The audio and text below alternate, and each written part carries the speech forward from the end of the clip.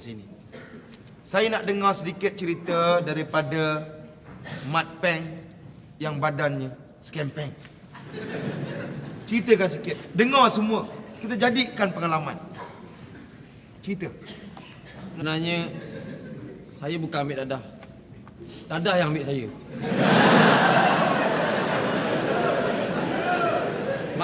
Maksud saya dadah telah mengambil hidup saya.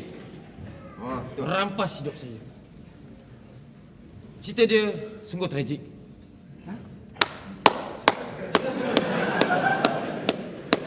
Memang best lah cerita kau. Belum habis cerita lagi. Belum lagi? Belum.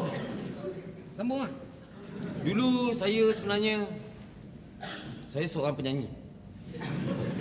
Jadi masa tu saya memang top lah. Cerita lama lah ni, 3 tahun dulu. Saya memang popular lah time tu.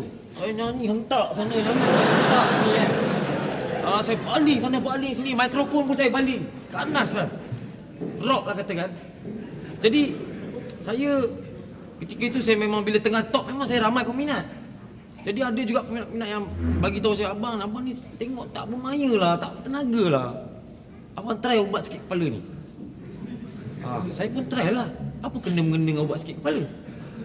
Jadi bila abang try, memang macam roket abang. Tungtang. Kan? Jadi abang, saya rasa memang lain. Jadi saya rasa lama kelamaan yang peminat saya yang selalu asyik bagi ubat kat saya pula jadi peminat dia. Saya dah jadi minat sangat dengan dia. Asyik cari dia je. Jadi bila kat stage saya tengah buat show, satu lagu je saya pergi belakang cari dia. Satu lagu saya pergi belakang cari dia. Jadi bila saya cari dia, dia jumpa saya, dia tengah nak bagi saya tu. Tiba saya nampak lagi satu peminat. Cakap, bang, nak saya nak bagi gelang, dia kata. Jadi saya ingat memang biasalah orang bagi souvenir. Dia bagi gelang, 2 gelang. Cakap, wah best.